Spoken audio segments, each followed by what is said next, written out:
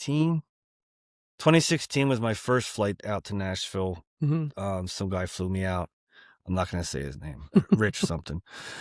He had a record label he was putting together and a publishing house, and he wanted me to be one of the writers in the publishing house. Yep. And my kids were still young at the time. So I was like, well, yeah, I mean, he's like, we'll give you the short end of the stick is it's $60,000. This is yours. Recoupable in 90 days. You got to get on the horn. You got to get, something. You got to start pitching people. These are who you pitch. These are your pitch people. These are your writers' rooms you can go to. You need to start networking and you need to get out there. We'll provide you an apartment for 3 months. Okay.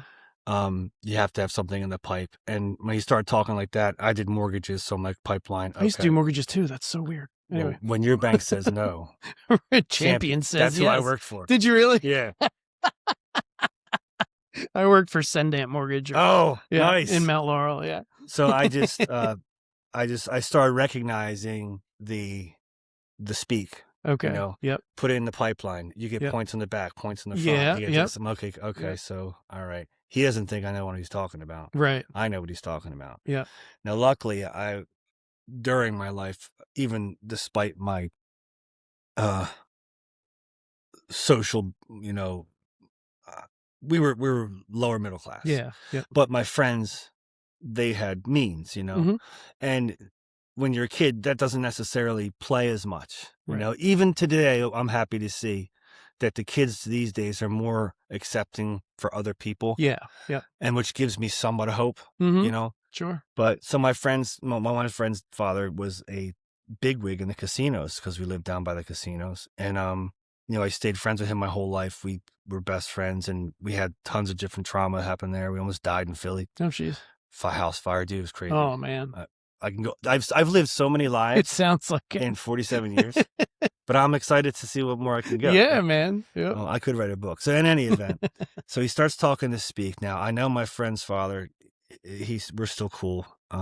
He's like, so I reach out to him. I'm like, hey, getting this guy talking about this deal. He seems interested. I have a weird gut feeling. Can I run it by you? He's like, I'll do you one better. Here's this number. Go meet Stu. He's up in New York. So I go to meet this guy, Stu Silfen. He's an entertainment lawyer. Oh, cool.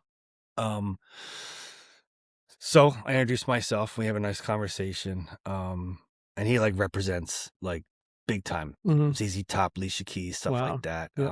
None of which I'm still not even I'm not, it's not that I'm not oh my God. Right. It's just that I'm not there for that. Okay. I'm there to see if this is a legitimate thing. Right. And turns out it was legitimate. Yep. But it's not, he said it's a great deal, but you'd be, what do you say? It's a great deal, but there's two ways to take it and only one way not to. And I was like, what do you mean? He's like, your best bet at knowing you and you talking to me, he's like, I'm not going to bullshit you. You don't want to do it. Because of what you got, because of what you told me. And he was honest with me. He's like, it doesn't make sense. It's not a good fit for you. For me in my personal life. Okay. Gotcha. He's like, this is something for somebody who's hungry. Okay. Somebody who doesn't have all the responsibilities. Somebody who's not a father. Somebody who's not, some 25-year-old who's just got hours on end. Right, not a 30-year-old who's in his middle of his life raising his children. Yeah. And there came that, not juxtaposition, but the issue. I'm like, man, then I start, wow, woulda, coulda, shoulda. Blah, right. blah, blah. Sure. And then that started some dark times, Yeah. Yeah. Because here I am, everyone wants to be noticed for, or at least recognize that they're doing something positive with their art, Yeah, everybody wants some kind of validation. Yeah, and here I'm getting some validation, and I'm like, oh, this is great, I'm finally not going into the trailers anymore. Right. Right. They're letting me into a big boy room. Yeah. I get pens, not crayons. So, any event, that I let that go. Yeah. And then I think COVID hits and I get another offer to do some a recording, a record thing.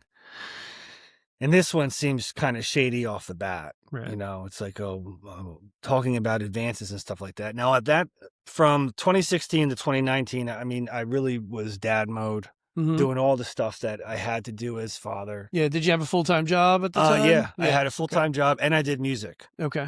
So I did a lot. My ex would say otherwise, but I did a lot.